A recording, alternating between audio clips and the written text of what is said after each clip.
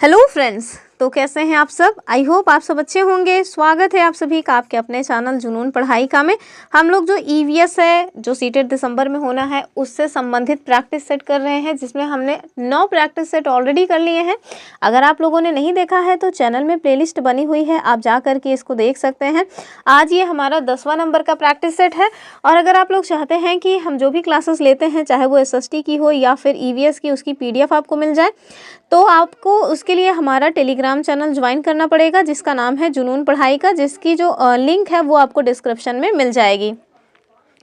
तो चलिए देखते हैं आज का अपना पहला क्वेश्चन। और जो हमारा पहला क्वेश्चन है वो आपसे पूछ रहे हैं कि जो ऊन है ना, दरअसल वो हमें किससे प्राप्त होता है। ठीक है, आपके पास कई सारे ऑप्शन हैं, एज ऑलवेज 4 ऑप्शन ही हैं। पहला है कि भेड़, ऊंट और याक के बालों से। दूसरा कह रहे हैं भेड़, शेर और ऊंट के बालों से। तीसरा आप देखिए ऊंट, हाथी और खरगोश के बालों से। और लास्ट में है गाय, बकरी और भेड़ के बालों से प्राप्त होती है। तो इसका जो सही आंसर होगा वो हो जाएगा अपना ऑप्शन ए, यानी कि भेड़, ऊंट और याक के बालों से आपको क्या देखने को मिलती है, हमें ऊन की प्राप्ति होती है। तो नॉर्मली सभी लोग जानते हैं भेड़ से ऊन मिलता है, ये तो सब कोई जानते हैं, लेकिन याक और ऊंट को लेकर के कन्फ्यूजन हो सकता है आप लोगों को। तो अब देखिए, भेड़ के अलावा हमें कई ऐसे पालतू जानवर होते हैं जिनसे जो है मतलब कि ऊन की प्राप्ति होती है। जैसे एक तो ये आपने देखा कि ऊंट है, दूसरा आपने देखा याक, जो पहाड़ी याक वगैरह होते हैं ना, उनके भी बालों से हमें ऊन की प्राप्ति होती है। और इसके साथ साथ एक बकरी होती है नाम, बकरी, जिसका नाम है पश्मीना। कभी कभी आपको ये चांगथांग बकरी या फिर पश्मीना बकरी देखने को मिल जाएगा नाम इसका, क्योंकि ये पहाड़ी जनजाति, पहाड़ी जो इलाके हैं वहाँ पे एक जनजाति है चांगथांग, जो कि जम्मू कश्मीर और लद्दाख वाले रीजन में रहती है। उन जनजातियों के द्वारा पाली जाती है, इस वजह से कभी कभी इसका नाम आपको चांगथांग बकरी मिलेगा, कहीं कहीं आपको ये पश्मीना बकरी भी मिल जाएगा। और पश्मीना बकरी क्यों कहा जाता है, क्योंकि इनके बालों से पश्मीना नामक एक शॉल बनाई जाती है, जो कि बहुत ही कीमती होती है और साथ में बहुत ज़्यादा गर्मी भी प्रदान करती है। आगे इससे रिलेटेड एक और क्वेश्चन है जिसमें हम उसको देखेंगे ही। तो इसका जो आंसर होगा वो तो हो जाएगा ऑप्शन ए, यानी कि जो ऊन है वो हमें भेड़, ऊंट और याक तथा बकरियों के बालों से प्राप्त होती है। ऊन होता क्या है दरअसल, तो कई बार ये क्वेश्चन बना हुआ है कि ऊन क्या है। तो भैया ऊन जो होता है ना, वो एक रेशेदार प्रोटीन होता है, रेशेदार प्रोटीन है। और ये विशेष प्रकार की जो त्वचा है उसकी कोशिकाओं से निकलता है। ऐसा नहीं है कि किसी भी प्रकार के जीव जंतु से मिल जाएगा, तो ऐसा नहीं है। कुछ विशेष प्रकार की कोशिकाओं की त्वचा होती है, बस उन्हीं से निकलता है। और अगर आप देखें कि इसकी इम्पोर्टेंस क्या है, तो कपड़ों के मामले में कपास के बाद ये सेकंड पोजीशन पे आता है। हम सबसे ज़्यादा तो कपास का यूज़ करते हैं कपड़ों के लिए, लेकिन दूसरे नंबर पे आपको ये देखने को मिल जाएगा कि ऊन जो है हम उसका यूज़ करते हैं। और एक और इम्पॉर्टेंट पॉइंट है कि ये ऊष्मा के कुचालक होते हैं। क्या होते हैं, तो ये ऊष्मा के कुचालक होते हैं, ये बात भी आप याद रखिएगा। तो इसका आंसर क्या हुआ, ऑप्शन ए। हम अगला क्वेश्चन देखेंगे अपना। और ये हमारा जो अगला क्वेश्चन है, कह रहे हैं कि भारत का सर्वाधिक वर्षा वाला स्थान कौन सा है। और आपके पास 4 ऑप्शन है, बेंगलुरु, मैसूर, श्रीनगर या मौशिनराम। तो बड़ा सिंपल सा क्वेश्चन है, सभी लोग जानते होंगे कि जो मतलब मौशिनराम है ये कहाँ पे है। तो ये आपको देखने को मिल जाएगा मेघालय में, मेघालय में है। और यहीं पे सबसे ज़्यादा वर्षा होती है, लगभग 1141 सेंटीमीटर वर्षा हो जाती है। ठीक है, तो सर्वाधिक वर्षा यहीं पे होती है। अभी हाल ही में खबर आई है कि जो मतलब अपना अरुणाचल प्रदेश है, उसका एक रीजन है जहाँ पे वो लोग दावा कर रहे हैं कि हमारे यहाँ सबसे ज़्यादा वार्षिक वर्षा होती है, लेकिन अभी ऑफिशियली ऐसा कुछ बताया नहीं गया है। तो हम लोग इसको क्या मान के रखेंगे कि जो मौशिनराम है ये सर्वाधिक वर्षा वाला स्थान है। इसके पहले ना जो चेरापूंजी है वो जो है सर्वाधिक वर्षा वाले स्थान का टैग लिए हुए था, लेकिन अभी मौशिनराम है। नेक्स्ट क्वेश्चन हम देखेंगे अपना क्वेश्चन नंबर 3। और जो हमारा क्वेश्चन नंबर 3 है वो कह रहा है कश्मीरी चोंगा कहलाता है। तो जो कश्मीरी चोंगा है वो क्या कहलाता है। ऑप्शन ए है फिरन, दूसरा है अंगरखी, तीसरा है बुख्तारी और चौथा है अचकन। तो आपको बताना है ये जो कश्मीरी चोंगा है ये क्या है। तो कश्मीरी चोंगा दरअसल कश्मीर में पहने जाने वाला एक वस्त्र है। और ये जो वस्त्र है इसको कहते हैं क्या है, कश्मीरी चोंगा को फिरन कहा जाता है। यानी कि जो चोंगा है कश्मीर का उसको कश्मीरी लैंग्वेज में क्या कहते हैं, फिरन कहते हैं। और ये मतलब कि स्त्री और पुरुष दोनों के द्वारा पहना जाता है, ढीला ढाला होता है, यही वजह से इसको चोंगा कहा जाता है, ढीले ढाले की वजह से ही। और इसको कश्मीर में क्या कहते हैं, फिरन कहते हैं। ठीक है, तो इसको आपको याद रखना है। Option A is the right answer of this question. Next question की तरफ हम अगर देखेंगे तो आपसे यहाँ पूछा जा रहा है कि जो कुत्ता मछली है ना, इसका आवास कौन सा है। जो कुत्ता मछली होती है ना, कि जिसको हम डॉग फिश कहते हैं, वो कहाँ पे रहती है एग्जैक्टली, ये पूछ रहे हैं। पहला नदियों में, दूसरा है तालाब में, तीसरा झील, चौथा है समुद्र। तो इसका जो आंसर होगा वो तो हो जाएगा अपना ऑप्शन डी, यानी कि जो समुद्र है वहाँ पे आपको ये डॉग फिश का आवास मिल जाएगा। और एक बात और जानिए कि जो डॉग फिश है ये किस परिवार से संबंधित रहती है, तो जो हमारा शार्क होता है ना, शार्क उसकी फैमिली से बिलोंग करती है और खारे पानी में रहती है। कहाँ रहती है, अब जाहिर सी बात है कि अगर समुद्र में रह रही है तो दैट मीन्स ये खारे पानी की ही जो है जीव है, और इसके साथ साथ कहाँ रह रही है, तो समुद्र में रह रही है। कुछ अन्य अगर हम जीव जंतुओं की बात करें और उनका जो निवास स्थान है उसकी बात करें, तो जैसे बिल, आपने देखा होगा बहुत सारे जीव जंतु होती हैं जो बिल बनाकर रहते हैं, और उसमें आपको कौन देखने को मिल जाएगा, उसमें आपको सबका जो है परेशान करने वाला जो है वो है चूहा मिल जाएगा। ये कहाँ रहता है, बिल में। इसके साथ साथ जो मतलब सांप और खरगोश जैसे जीव जंतु होते हैं ये भी कहाँ रहते हैं, सांप और खरगोश जैसे जो जीव जंतु हैं ये भी बिल बना करके रहते हैं। अगर हम देखें कि जो पक्षियाँ होती हैं इनका आवास स्थान क्या है, तो जो पक्षियाँ हैं ये घोंसला बना करके रहती हैं। फिर चाहे वो पक्षियों में कौवा भी हो जाता है, बया भी है, गौरैया भी है, तो ये सारे जो पक्षियाँ हैं ये क्या बना के रहते हैं, घोंसले बना के रखते हैं। ध्यान रखिएगा कि जो कोयला नहीं, दरअसल जो कोयल है ना ये भी एक पक्षी है, पर ये खुद का घोंसला नहीं बनाती। ठीक है, और ये जो कौवा होता है उसी के घोंसले में अपना अंडा वगैरह दे करके अपना जो वंश है उसको आगे बढ़ा लेती है। आगे देखिए, कुछ ऐसे भी जीव जंतु होते हैं जो मांद या गुफा बना करके रहते हैं, और उसमें आपको कौन कौन देखने को मिल जाएगा, तो मांद और गुफा में शेर है, लोमड़ी है, भालू है, तो ये सारे जो है ना ये क्या बना के रहते हैं, मांद बना करके रहते हैं। तो ऑप्शन इसका क्या हुआ, ऑप्शन तो हुआ डी वाला। कुछ अन्य भी जो इम्पोर्टेंट पॉइंट्स थे वो भी हम आपसे डिस्कस कर लिए हैं। चलिए देखते हैं क्वेश्चन नंबर 5। अब आपको यहाँ बताना है कि वस्त्रों का प्रकार दिया हुआ है और बता रहे हैं कि आपसे पूछ रहे हैं दरअसल कि आप बताइए किस राज्य में वो वस्त्र पहने जाते हैं और क्या उसमें सब कुछ सही मैच किया हुआ है कि नहीं। पहला क्या है, पहला है फिरन, जम्मू कश्मीर। अभी हम लोग ऊपर ही देख के आ रहे हैं कि जो फिरन दरअसल हम लोगों ने नहीं देखा था, हम लोगों ने क्या देखा था, चोंगा। हाँ दरअसल देखा तो था, जो कश्मीरी चोंगा था उसको हम लोग फिरन ही तो बोले थे ना। तो अभी ऊपर ही देख के आ रहे हैं कि जो फिरन है ये जम्मू कश्मीर का ही है। दूसरा कह रहे हैं पानो भाजो, और पानो भाजो को ये कह रहे हैं कि पश्चिम बंगाल का है। तो क्या पानो भाजो पश्चिम बंगाल का है, तो नहीं भैया, ये दरअसल गोवा का पारंपरिक वस्त्र है। ठीक है, जबकि जो राहिदे है ये हिमाचल प्रदेश का वस्त्र है, और जो फुलकारी है पंजाब की है, बड़ा फेमस है फुलकारी पंजाब की, स्पेशली दुपट्टे वगैरह में बहुत ही प्यारी ये डिज़ाइन लगती है। तो आप देखिए फुलकारी पंजाब की है, राहिदे जो है वो हिमाचल प्रदेश का है, फिरन जो है ये जम्मू कश्मीर का है, कश्मीरी चोंगा भी ऊपर देखें, और जो पानो भाजो है ये गोवा का है। तो यही वाला गलत दिया हुआ था, यानी कि 5 का जो बी है वो गलत दिया हुआ है, बाकी सारी चीज़ें सही हैं। चलिए आगे देखेंगे।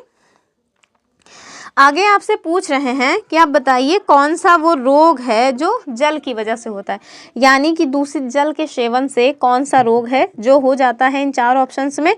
और पहला ऑप्शन क्या है, अतिसार, दूसरी है छोटी माता, तीसरी है रक्ताल्पता और चौथा है मस्तिष्क ज्वर।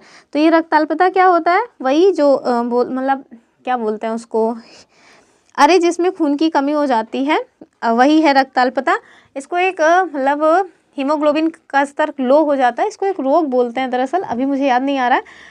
और चलिए एनीमिया कहते हैं क्या शायद, एनीवेज कुछ कहते हैं, मुझे अभी थोड़ा सा याद नहीं आ रहा। अब देखिए हम इसको देखते हैं, ये जो क्वेश्चन है ये तो कह रहे हैं जल जनित रोग कौन सा है। तो इन सारे ऑप्शंस में आप देखिए कि जो ऑप्शन ए है यानी कि अतिसार, ये क्या है, तो जो अतिसार है ये एक जल जनित रोग होता है। इसके अलावा यानी कि केवल यही अकेले अतिसार ही नहीं है जो जल जनित रोग है, कुछ अन्य रोग भी हैं जो मतलब कि दूषित जल के सेवन से हो जाते हैं, जैसे टाइफाइड। ये जो टाइफाइड है ना, टाइफाइड दरअसल इसको फीवर कहते हैं ना, मतलब गांव में बहुत सुना है, टाइफाइड बुखार हो गया भैया उन करे।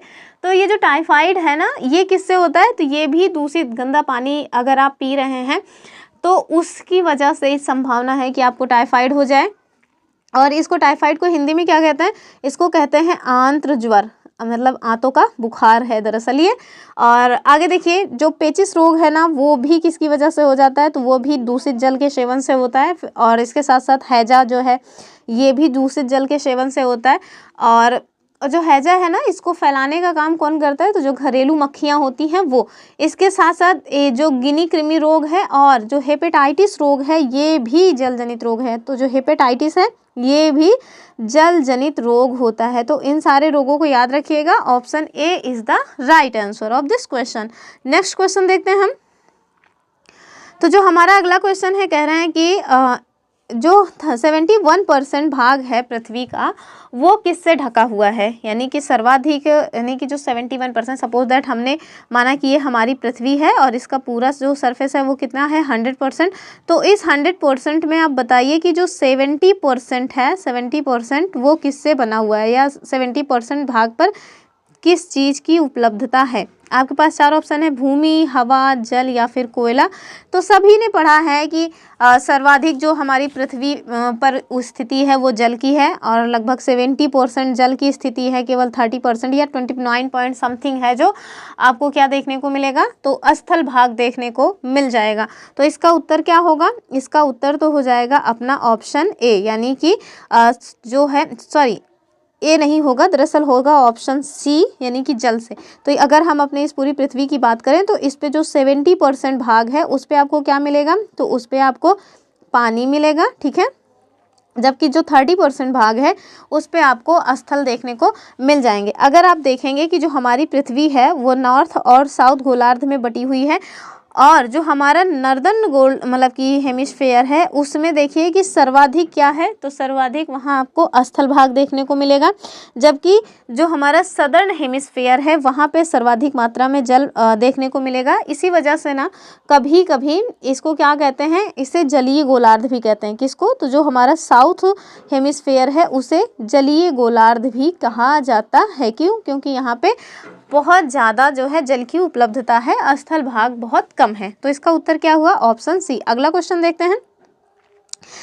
गंगा की साफ सफाई के लिए जो है एक अभियान चलाया गया था, मैंने तो उत्तर ही बता दिया, फिर फिलहाल के लिए बताएंगे ही। देखते हैं जो स्पर्श गंगा अभियान है इसका मुख्य उद्देश्य क्या है। आपके पास 4 ऑप्शन है, स्वास्थ्य सुरक्षा, गंगा की स्वच्छता, संदेशों को जोड़ना या फिर मंदिरों का जीर्णोद्धार। तो इसका उत्तर क्या होगा, अभी ऊपर बता के ही आ रहे हैं कि गंगा की स्वच्छता के लिए ये जो है अभियान चलाया गया था। और कब चलाया गया था ये भी इम्पोर्टेंट है, तो 2009 में ये अभियान चलाया गया था। Option B is the right answer. अगला क्वेश्चन देखते हैं। अब देखिए अगला जो क्वेश्चन है ये जो है दरअसल होता है ना कि आप करके सीखो टाइप का है। तो कह रहे हैं कि जो एक लड़की है राधिका, जिसका नाम है, एक लड़की है राधा या राधिका, ये विभिन्न प्रकार के यात्रा टिकटों का उपयोग करती है। ऐसे टिकटों के उपयोग से निम्नलिखित में से किस संकल्पना पर प्रभावपूर्ण ढंग से चर्चा की जा सकती है। पहला ऑप्शन क्या है, तो जो हमारा पहला ऑप्शन है वो है कि अलग अलग साधनों से यात्रा करने पर यात्रा की लागत भी भिन्न होती है। दूसरा, यात्रा की लागत उस वाहन के द्वारा प्रयुक्त ईंधन पर निर्भर करती है। तीसरा कह रहे हैं सार्वजनिक परिवहन से एक स्थान से दूसरे स्थान जाने के लिए हमें टिकट चाहिए। तीसरा, आरक्षण प्रक्रिया की समझ। तो ये देखिए ऑप्शन जो इसका सी है ना वो सही आंसर होगा कि सार्वजनिक परिवहन के एक स्थान से दूसरे स्थान पर जाने के लिए हमें टिकट की आवश्यकता होती है। तो सॉरी, इसके अलावा और भी एक चीज़ सही होगा। पहला जो उसमें आप देखिए, इसको थोड़ा छोटा कर लेते हैं ना तो ज़्यादा समझ आएगा, लेकिन छोटा करेंगे तो बहुत ही ज़्यादा छोटा हो जाएगा। फिलहाल के लिए आप जूम करके देखिएगा। तो यहाँ जो ऑप्शन है ना वो विकल्प में दिए हुए हैं, कौन कौन से विकल्प सही हैं। ए में दिया है कि सी और डी सही है, बी में दिया हुआ है कि ए और डी सही है, सी में दिया है ए और सी सही है, जबकि डी में दिया हुआ है बी और सी सही है। तो इसका सही आंसर क्या होगा, ऑप्शन सी जो है वो सही है, जिसमें जो विकल्प सी है वो भी सही है और जो विकल्प ए है ये भी सही है। यानी कि अलग अलग साधनों से यात्रा पर यात्रा की जो लागत है वो भिन्न होती है। और तीसरा क्या है कि सार्वजनिक परिवहन से एक स्थान पे दूसरे स्थान पर जाने के लिए हमें टिकट की आवश्यकता होती है। तो इसका उत्तर क्या हुआ, ऑप्शन सी। अगला क्वेश्चन देखते हैं हम। और जो हमारा अगला क्वेश्चन है वो क्या कह रहा है, मानचित्र वाला क्वेश्चन आ गया है। हम डेली जो है एक एक मानचित्र करवाते हुए चल रहे हैं। आई होप आप लोग उसको एंजॉय कर रहे होंगे। अभी देखिए क्या पूछ रहे हैं, कह रहे हैं कि भारत का जो मानचित्र है यानी कि जो हमारा मैप है उसमें दिल्ली की स्थिति के सापेक्ष आपको आज गांधीनगर गुजरात की राजधानी और जो पटना है बिहार की राजधानी, इसकी दिशाएं बतानी है कि क्रमशः क्या क्या दिशाएं होंगी। तो चलिए मैप में चलेंगे, फिर देख लेंगे ऑप्शन वगैरह। तो ये है हमारा प्यारा भारत। हमें नॉर्थ इंडिया में ही देखना है, तो हम लोग साउथ इंडिया को नीचे करके केवल नॉर्थ इंडिया को अपना थोड़ा जूम कर लेते हैं ताकि स्पष्ट रूप से दिखाई पड़े। ठीक है, तो राजधानी चलते हैं अपने, जो हमारी राजधानी है वो कहाँ पे है, तो ये जहाँ मैंने मार्क कर दिया गोला गोला, ये है हमारी राजधानी। और दूसरा कहाँ जाना है हमें, तो दूसरा हमें जाना है गुजरात के गांधीनगर। ठीक है, तो ये अपना गुजरात है, ये वाला ये जो क्षेत्र दरअसल है ना, ये जो क्षेत्र आपको दिखाई पड़ रहा है, ये कौन सा क्षेत्र है, तो ये गुजरात का क्षेत्र है। और इसके साथ आप देखिए हमें दूसरा कहाँ जाना है, तो हमें जाना है पटना, ये जो बिहार वाला रीजन है ना, ये यहाँ पे। तो हमने मार्क कर दिया है कहाँ कहाँ एग्जैक्टली हमें जाना है। तो अब देखिए सबसे पहले दिल्ली से एक बार हमें कहाँ जाना है, गांधीनगर। अगर हम दिल्ली से गांधीनगर जाएंगे तो और दूसरा फिर हम कहाँ जाएंगे, पटना जाएंगे, बिहार के पटना में। तो अगर आप दिल्ली से चलना स्टार्ट करेंगे गांधीनगर, तो ये जो दिशा बन रही है ये ऐसी दिशा बनेगी, और अगर आप दिल्ली से पटना जाएंगे तो ये दिशा ऐसी बनेगी। मैंने हर वीडियो में बताया है दिशाओं के बारे में, एक बार फिर से बता दे रहे हैं। टोटल 10 दिशाएं बताई हैं, लेकिन ऊपर नीचे वो आप वैसे ही याद रखिएगा। 8 जो दिशाएं हैं उनका मैंने आपको बताया है नाम, ईस्ट, वेस्ट, नॉर्थ, साउथ, और साथ में ये वाला जो रीजन है इनके मध्य में नॉर्थ ईस्ट, और ईस्ट और साउथ के मध्य में क्या है, तो साउथ ईस्ट, और साथ में जो नॉर्थ और वेस्ट है यहाँ पे हो जाएगा नॉर्थ वेस्ट, और साथ में यहाँ साउथ वेस्ट हो जाएगा। तो आप देखिए दिल्ली, यहाँ पे अगर आप मान रहे हैं कि दिल्ली है और ऐसे आप आ रहे हैं तो कौन सी दिशा बन रही है, तो साउथ वेस्ट दिशा बन रही है। तो दिल्ली से गांधीनगर की जो स्थिति है वो क्या है, वो है साउथ वेस्ट, यानी कि साउथ मतलब दक्षिण और वेस्ट मतलब पश्चिम। तो दक्षिण पश्चिम जो है दिल्ली के सापेक्ष क्या है, गांधीनगर।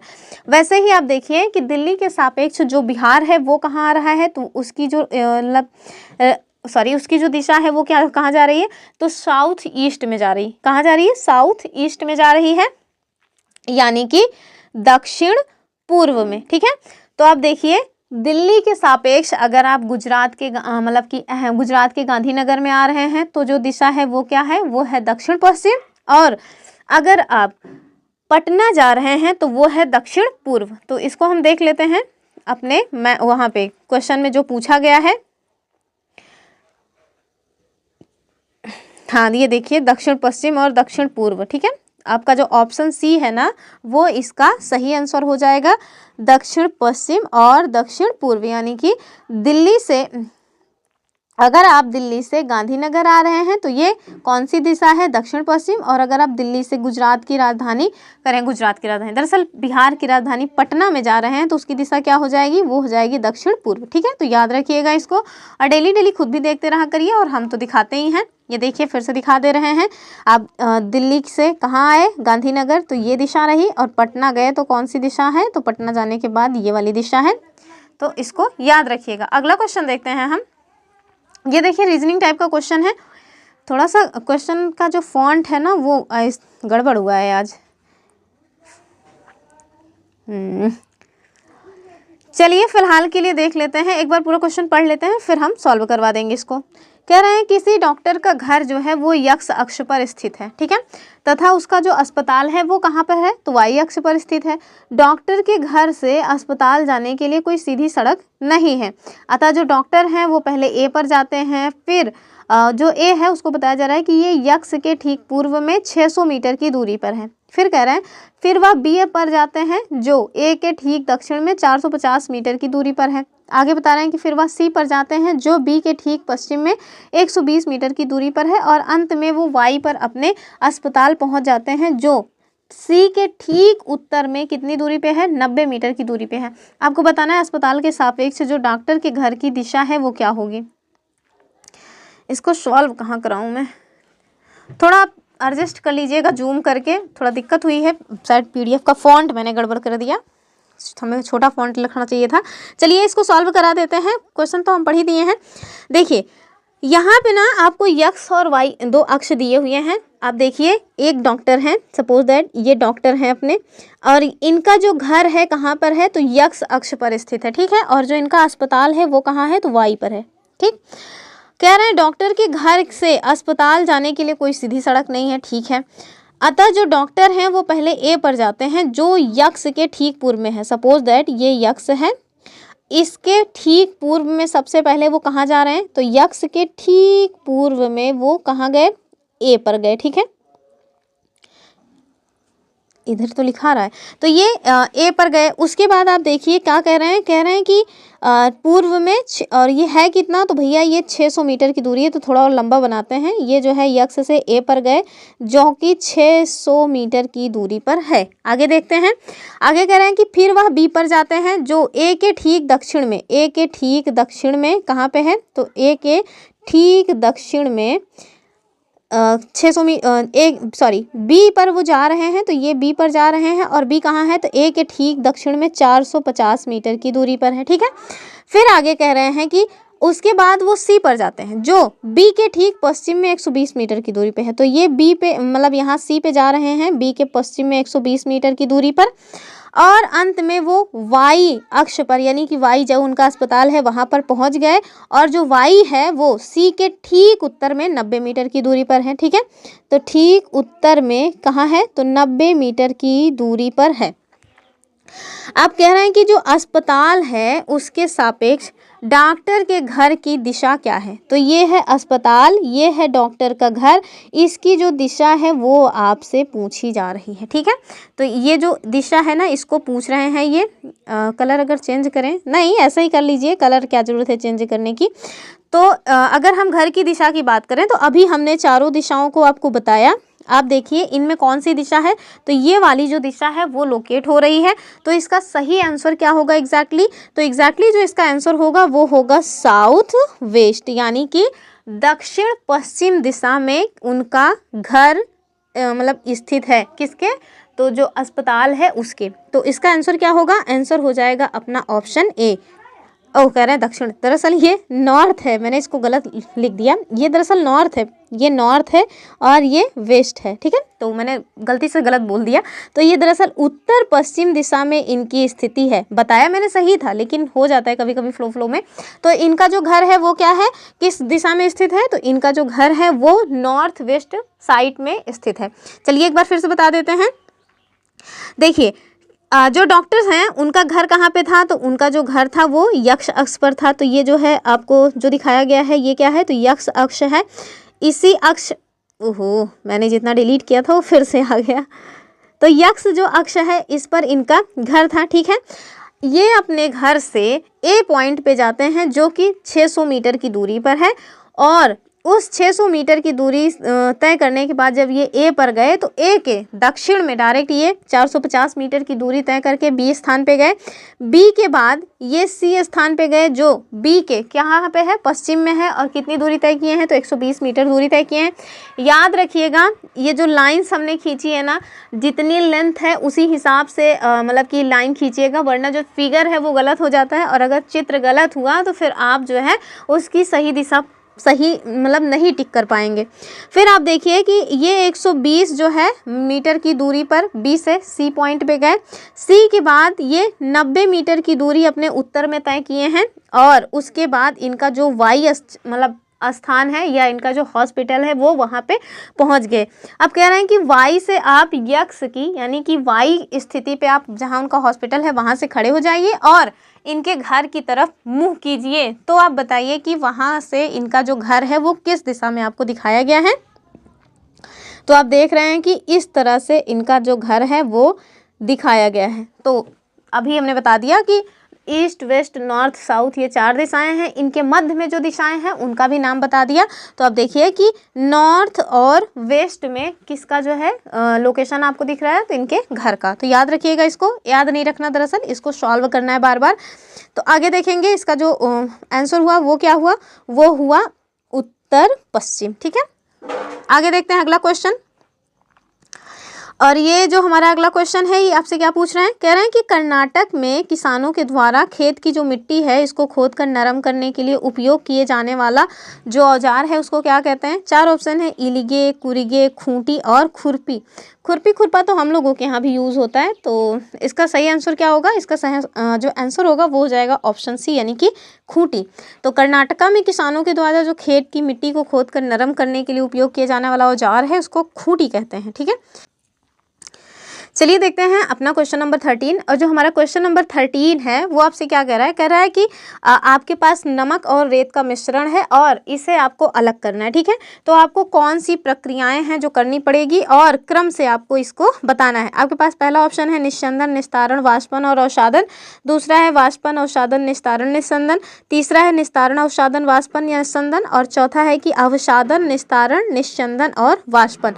तो इसका जो सही आंसर होगा दरअसल वो हो जाएगा ऑप्शन डी यानी कि अवसादन, निस्तारण, निस्यंदन और वाष्पन। आप देखिए, अगर आपको कहीं भी मिल जाए नमक और रेत का मिश्रण और बोल दिया जाए कि आप उसको पृथक कीजिए, तो पृथक करने के लिए आप क्या करेंगे, सबसे पहले नमक और जो रेत है उसका मिश्रण लीजिए, उसके बाद उसमें पानी भर दीजिए। ठीक है, जब आप उसमें पानी भर देंगे ना तो आप देखिएगा कि जो नमक है वो पानी के साथ घुल मिल जाएगा, और जब वो पानी के साथ घुल मिल जाएगा तो जो मतलब रेत है या जो बालू के कण हैं वो अपने आप ही नीचे जो है तली में जाकर के बैठ जाएंगे। क्यों? क्योंकि वो काफ़ी भारी होते हैं।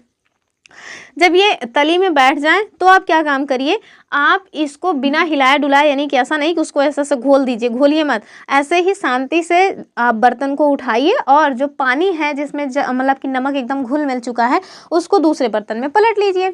जब आप उसको दूसरे बर्तन में पलट लेंगे तो उसके बाद क्या करना है, आपको उसको गर्म करना है, इतना गर्म करना है कि जो पानी है वो भाप बन करके उड़ जाए और आपको जो नमक है ना वो ठोस फॉर्म में प्राप्त हो जाए। तो इसका जो है सही क्रम क्या होगा, सही क्रम में आप देखिए कि सबसे लास्ट में वाष्पन की क्रिया आनी चाहिए। तो ये देखिए सबसे लास्ट में वाष्पन यानी है इसकी क्रिया कहाँ आ रही है, अपने ऑप्शन डी में। तो इसका आंसर क्या होगा, अपना ऑप्शन डी। अगला क्वेश्चन देखते हैं। जो हमारा अगला क्वेश्चन है कह रहा है कि एक पश्मीना शॉल लगभग साधारण स्वेटर के बराबर गर्म होती है, और आपको दरअसल ये बताना है ना कितने साधारण स्वेटर के बराबर वो गर्म होती है, तथा एक साधारण जो पश्मीना शॉल है इसको बुनने में कितना टाइम लगता है। तो इसका जो आंसर होगा वो क्या होगा, ऑप्शन ए है कि 6 स्वेटर के बराबर गर्म होती है और 200 घंटे का समय लगता है। दूसरा है कि 10 स्वेटर के बराबर गर्म होती है और 250 घंटे लगते हैं। तीसरा है 10 स्वेटर के बराबर गर्म होती है और 200 घंटे लगते हैं। जबकि लास्ट ऑप्शन है कि ये 6 स्वेटर के बराबर गर्म होती है और इसमें 250 घंटे का समय लगता है। तो इसका जो सही आंसर होगा दरअसल वो हो जाएगा अपना ऑप्शन डी, यानी कि जो एक पश्मीना शॉल होती है वो लगभग 6 स्वेटरों की बराबर गर्मी देती है और 250 घंटे में तैयार होती है। काफ़ी महीन बाल होते हैं, जो पश्मीना बकरी होती है ना उसके बाल काफ़ी महीन होते हैं, तो इसको बुनने में भी बहुत समय लगता है। एक शॉल, साधारण शॉल बनने में लगभग 250 घंटे लग जाते हैं। और ये इतनी ज़्यादा वार्म होती है, इतनी ज़्यादा गर्म होती है कि अगर एक व्यक्ति ए हैं इनको आप 6 स्वेटर पहना दीजिए, दूसरे व्यक्ति जो बी हैं इनको केवल पश्मीना शॉल उड़ा दीजिए, तो आप देखिएगा जितना गर्मी ए के अंदर रहेगी उतनी ही गर्मी बी के अंदर भी रहेगी, यानी कि किसी को भी ठंडी नहीं लगेगी। तो इतनी ज़्यादा ये गर्म होती है। तो ये रही आज की अपनी क्लास। आई होप आज जो क्लास थी उसको आपको समझ आई होगी, क्लास में मज़ा आया होगा, कुछ नया सीखने को मिला होगा। अगर आपने वीडियो को पसंद किया है तो प्लीज़ वीडियो को लाइक ज़रूर कर दें, और कोई कमेंट भी आप कर सकते हैं, शेयर भी कर सकते हैं और चैनल को सब्सक्राइब भी कर सकते हैं। चलिए ये रही आज की क्लास, फिर मिलेंगे अपने नेक्स्ट वीडियो में, तब तक के लिए जय हिंद।